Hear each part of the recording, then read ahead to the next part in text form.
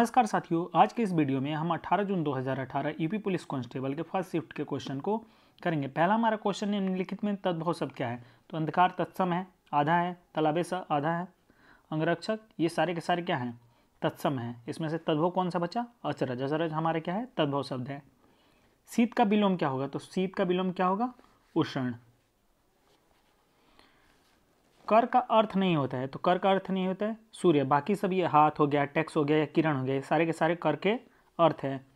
जो कठिनाई से मिलता है के लिए एक शब्द होगा, तो जो कठिनाई से मिलता है उसके लिए एक शब्द होगा आपका दुर्लभ।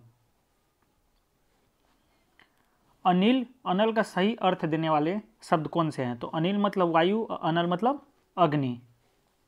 नेक्स्ट क्वेश्चन कह रहा है पराजय में कौन सा उपसर्ग है? तो पराजय में हमारा पर उपसर्ग है। पराजय का क्या होगा? पर प्लस अजय, और अब मिलके क्या हो जाते हैं? आ बन जाते हैं। लिखावट में कौन सा प्रत्यय है? तो लिखावट में हमारा कौन सा प्रत्यय है? आवट प्रत्यय है। कौन सा प्रत्यय है? आवत। महोत्सव का संधि विच्छेद क्या है? तो महोत्सव, महा प्लस उत्सव, यह महोत्सव का संधि विच्छेद होगा। मैंने घर जाना था, वाक्य में अशुद्ध अंश है, तो मैंने क्या है? यहाँ अशुद्ध अंश से, इसके वजह क्या होगा? मुझे घर जाना था। कह रहे देशभक्ति में समास कौन सा है? तो देशभक्ति में कौन सा समास होगा? देश के लिए भक्ति। जहां भी आपका कारक चिन्ह है वो कौन सा है? तत्पुरुष समास है। ये हम कर चुके हैं देशभक्ति में तत्पुरुष समास। पुस्तक पढ़ी जाती है में कौन सा वाच्य है? तो पुस्तक पढ़ी जाती है, इसमें कौन सा वाच्य है? कर्म वाच्य। निम्नलिखित में से अव्यय, अव्यय जो लिंग कारक, इनमें कोई परिवर्तन नहीं होता है। संज्ञा सर्वनाम कोई परिवर्तन नहीं। जैसे और का कभी भी हम औरो नहीं कर सकते हैं, तो ये क्या है? अव्यय है। कह रहे हिंदी में पूर्ण विराम का चिन्ह, पूर्ण विराम क्या है? ये पूर्ण विराम का चिन्ह है। दूध का धुला होना मुहावरे का अर्थ है, यानी कि निर्दोष होना। जिसकी लाठी उसकी भैंस, लोकोक्ति का सही अर्थ क्या है? तो शक्ति संपन्न आदमी अपना काम बना लेता है। वीर रस का स्थायी भाव क्या होगा? वीर रस का स्थायी भाव क्या है? उत्सव।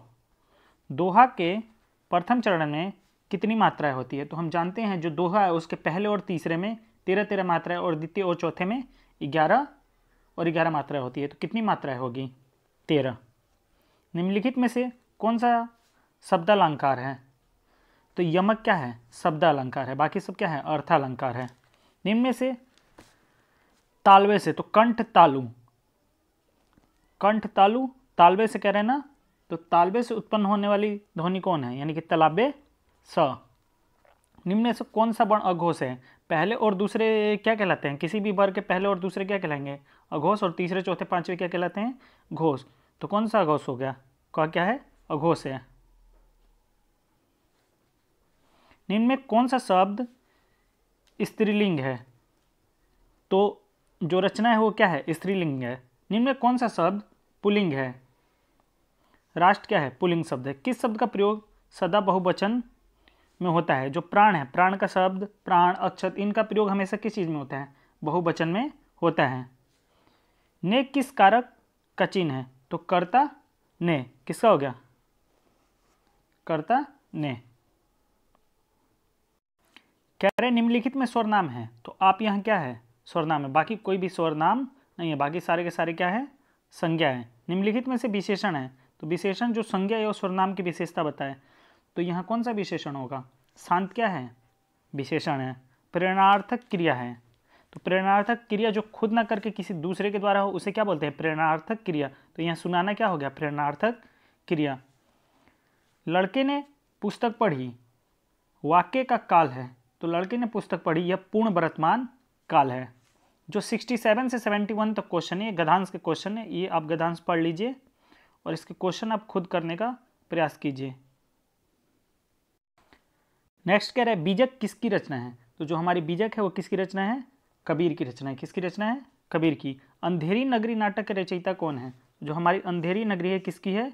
भारतेंदु हरिश्चंद्र की। भारतेंदु हरिश्चंद्र की और रचना है भारत दुर्दशा, भारत जननी, वैदिक हिंसा, ये सारी किसकी है?